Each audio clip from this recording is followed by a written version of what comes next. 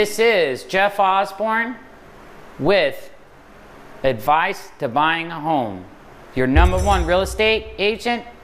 Why? Because I care about your investment and I'm here for you to get the best deal and create the most value. Bottom line, flat out, that's what I'm here to do for you. Today, we're gonna be diving in and talking about some information that you're gonna need to have when buying a home and getting ready for the lender, that lender talk and that lender stage. And here's some information that you can do on your own. Successful keys to buying a home. We're going to talk about the credit report. The credit report is all the credit information that's out there that you've ever purchased that you might owe or not owe on. Second, they're going to need your credit score. You're not going to get your credit score at the credit report, and getting your credit report, you can do that at myannualcredit.com, and then you can jump right over to myfico.com and you can get your credit report there and see your credit score. Once you find out what that score is, they're also going to be basing their decision on DTI. No, that's not a construction or road term. It's not DIT or ET or King of the South, Mr. T.I. himself. No, it doesn't stand for that. What that stands for is the total monthly amount of the debt that you owe, and it's the minimum payment. It's all the minimum payments put together. You're going to take that and divide it in your monthly income, the total monthly income, and that creates your DTI. We're going to be using an example that Zillow has on their DTI calculator. Let's check it out. So this first one we're going to look at is a 34% DTI. It says good, better than average. Nice. $60,000 annual income. We have $1,000 for the credits that you're going to owe, that you're going to pay out a month. We have a $700 car note, and that's it. Based on that right there, you have a 34% DTI.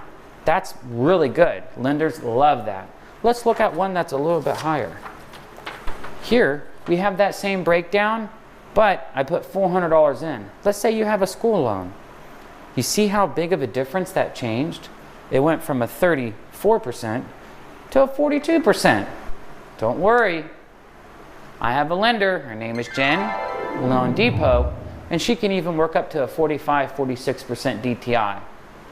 The sweet spot is under 40 or right around 40, between 35 and 40.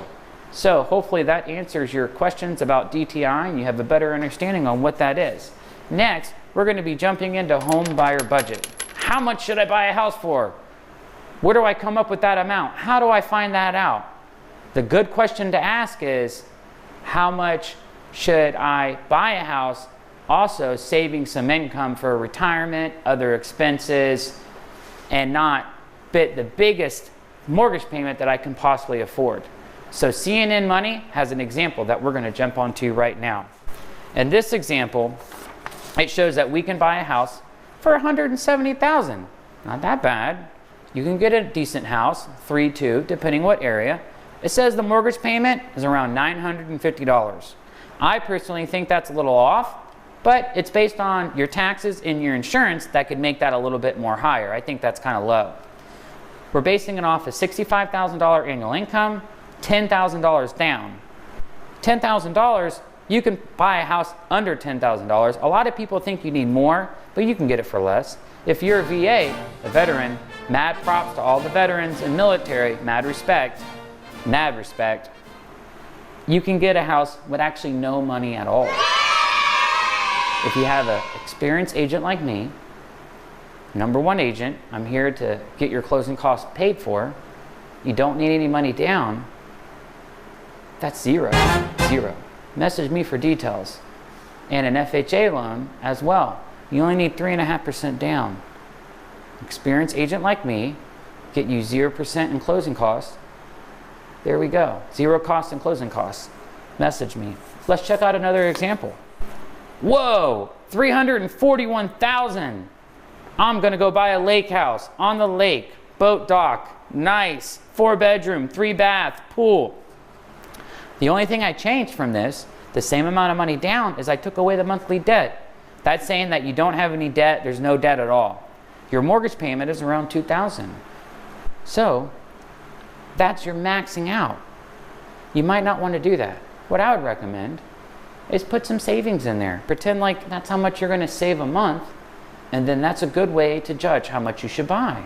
Put maybe $500, $600 a month in savings, and then that should give you a mortgage payment and a house amount that should fit you. Okay, moving right along. We're going to be talking about homeowner budget. What is that? That is the amount of money that you should put aside once you purchase a house for repairs. You're no longer renting. You can't call the landlord every time something breaks. No more, there's a leaky faucet, the AC's not working, the door handle's not working, whatever the case may be. You got to fix it. Put at least 1% away for a rainy day. If it rains, you're covered.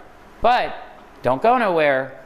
If you have an experienced agent and you get a home warranty, especially for free, no, it can't hurt you at all, that's going to help with those home repairs. Here's a personal story. Personal story. This happened. They actually just fixed my AC this week. It broke again. They've been out here 3 times. They've replaced 3 major components in my AC. It's only costed me $75. That's it. It would have been over a couple thousand. I'm so happy that I got a home warranty that's doing its job. I can't be enough on how appreciated I am of that. And that's American Home Shield. So personal note, it's worked for me on 2 appliances, on 2 components, the AC and the hot water heater. Here's a quick tip. I'm gonna go over one more thing. I had a buyer come up to me, good friend of mine, and he said, Jeff, I bought a brand new house. A brand new house. I went into that sales office and I bought a brand new house. He didn't think he needed a real estate agent. I'm gonna go over just a couple points. Do you need a real estate agent when you're buying a brand new house from a builder? The answer is yes. I knew you had it right. The answer is yes. The agent in that sales office, when you walk in there and you're going to go talk to her or him, and you tell them you don't have an agent to represent you, they are jumping up and down. They're popping champagne. They are going crazy.